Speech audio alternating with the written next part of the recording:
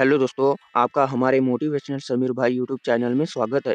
तो दोस्तों, वीडियो को आखिर तक ज़रूर देखिएगा क्योंकि इस वीडियो में आप जानेंगे क्या मनुष्य का भाग्य पहले से ही लिखा होता है या नहीं।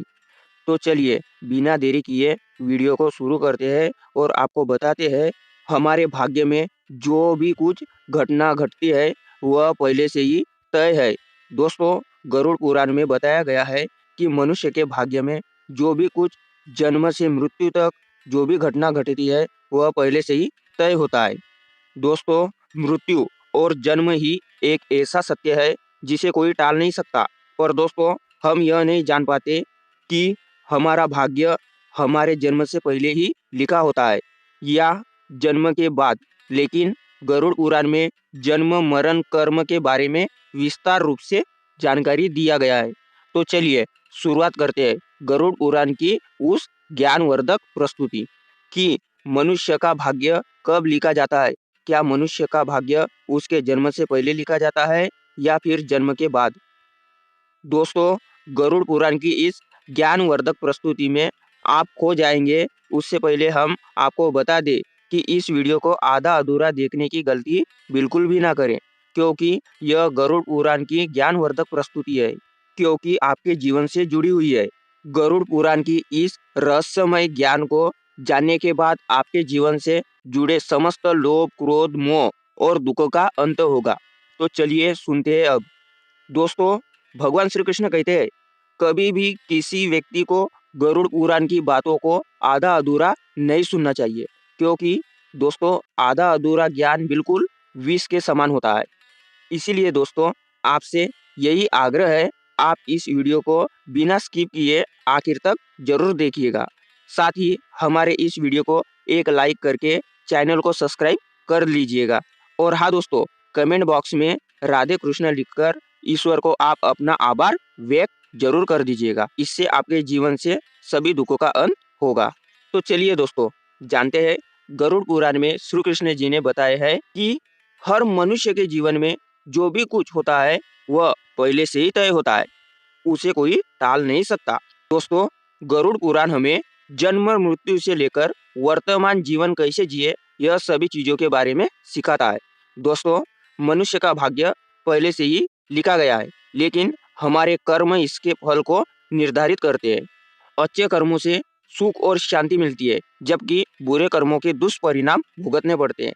गरुड़ पुराण और अन्य ग्रंथों के अनुसार हर जीव का भविष्य पहले से ही तय है, लेकिन कर्मों से इसे प्रभावित किया जा सकता है। कंस की कथा में यह स्पष्ट रूप से दर्शाया गया है कि भविष्य की भविष्यवाणी एक महत्वपूर्ण पहलू है, किंतु यह भी महत्वपूर्ण है कि व्यक्ति के कर्मों का क्या प्रभाव है।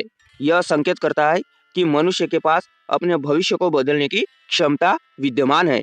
भविष्य के बारे में अनेक प्राचीन ग्रंथों में विवरण यह दर्शाते हैं कि हमारे जीवन में घटित होने वाली घटनाएं किसी न किसी रूप में पूर्व निर्धारित है।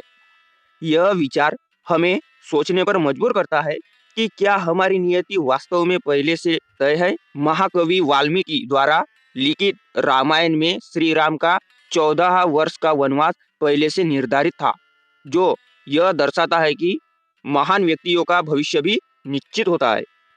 इस संदर्भ में यह जानना महत्वपूर्ण है कि उनके कर्म और प्राप्ति भी इस संरचना के अंतर्गत आते हैं। इसके अतिरिक्त यदि हम अपने जीवन में अच्छे कर्म करते हैं तो हमें अच्छे परिणाम प्राप्त होते हैं, जबकि बुरे कर्मों के परिणाम हमारे वर्तमान में और भविष्य पर नकारात्मक प्रभाव डालते हैं। इस विचार का महत्वपूर्ण पहलू यह है कि हमारे कार्यों का प्रभाव केवल वर्तमान पर नहीं बल्कि भविष्य पर भी पड़ता है। धर्म और पुण्य के कार्य करने से हमें जन्म और मृत्यु के चक्र से मुक्ति प्राप्त कर सकती है। यह न केवल हमारे जीवन की दिशा को सही करता है बल्कि हमारे अस्तित्व को भी गहराई प्रदान करता है। इस संदर्भ में यह स्पष्ट होता है कि उच्च नैतिकता का पालन आवश्यक है। भगवान हमें कर्म सुधारने का अवसर प्रदान करते हैं, किंतु यह आवश्यक है कि हमें सही निर्णय लेने चाहिए। सही मार्ग का चयन करने से हमें आंतरिक शांति और दीर्घकालीन खुशियां प्राप्त होती है। जो हमारे जीवन को सार्थक बनाती है। दोस्तों, जो भी व्यक्ति इस धरती पर जन्म लेता है उसका भविष्य पहले से ही लिखा जाता है। मनुष्य का जन्म कब होगा, कहाँ होगा और उसके जीवन में क्या-क्या समस्याएं आएंगी, कहते हैं ये विधि का विधान है और इसे चाह कर भी नहीं बदला जा सकता। लेकिन ऐसा नहीं है, क्योंकि त्रेता युग और द्वापर युग में कई ऐसे लोग थे जो राक्षस कुल के होते हुए भी अपने कर्मों से मोक्ष प्राप्त किए थे। इसी प्रकार हर प्राणी का भाग्य पहले से ही लिखा होता है। हम सभी इस सृष्टि में हो रही नाटक के छोटे-छोटे पात्र हैं, जिनका जन्म किसी न किसी उद्देश्य से इस संसार में हुआ है। लेकिन इस कलयुग में भी पूर्ण सत्य नहीं है। आपका भाग्य आपके कर्म पर आधारित है। अब दोस्तों, आपने यह कहावत तो सुनी होगी, आप जो बोते हैं वही पाते हैं। अगर आप अच्छे और नेक काम करते हैं तो आपके साथ हमेशा अच्छा ही होता है। लेकिन अगर आपने जीवन में हमेशा बुरे काम ही किए हैं, संभवतः इसका दुष्ट प्रभाव आपको इसी जन्म में देखने को मिलेगा। दोस्तों, आप अपना भाग्य को बदलने के लिए भगवान को याद करते हुए अपना कर्म करते रहना चाहिए, जिससे आपकी किस्मत चमकने की संभावना बनती है। यह कर्मयोग्य पुरुष और इसका प्रबंध कमान है। इसीलिए हमें अपने कर्म निरंतर सही दिशा में करते रहना चाहिए और बाकी का काम हमारे भगवान खुद देख लेंगे। यानी बिना कर्म किए हमें जीवन में कुछ भी नहीं मिल पाता। इसलिए हमारे धर्म ग्रंथ में धर्म क्रम और पुण्य कर्म करने की प्रेरणा दी गई है, क्योंकि यही एकमात्र रास्ता है जो हमें जन्म और मृत्यु के चक्र से बाहर निकाल सकता है। और बुरे कर्म करने वाले लोगों को भगवान के चरणों में कभी जगह नहीं मिलती। इस संसार में जितना भी कुछ है और हम इसे पाना चाहते हैं तो प्राप्त कर सकते हैं, लेकिन जो कर्महीन अर्थात प्रयास नहीं करते उन्हें जिंदगी में कभी भी कुछ हासिल नहीं कर सकते। हाँ दोस्तों, गरुड़ पुराण के मुताबिक मनुष्य का भाग्य पहले से लिखा होता है, हालांकि कर्मों से इसे प्रभावित किया जा सकता है। गरुड़ पुराण में मनुष्य के कर्मों का लेखा जोखा लिखा गया है। दोस्तों, गरुड़ पुराण से जुड़ी कुछ और बातें जान लीजिए। गरुड़ पुराण 18 महापुराणों में से एक है। इसमें 19,000 श्लोक है। इसमें ध्यान, धर्म, नीति, रहस्य, आत्मा, स्वर्ग और नर्क का वर्णन मिलता है।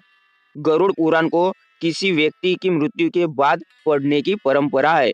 इसमें बताया गया है कि मृत्यु के बाद आत्मा को दूसरा शरीर क्या मिलेगा, और ऐसी मान्यता है कि किसी की मृत्यु के बाद गरुड़ पुराण का पाठ करने से व्यक्ति की आत्मा को मोक्ष की प्राप्ति होती है।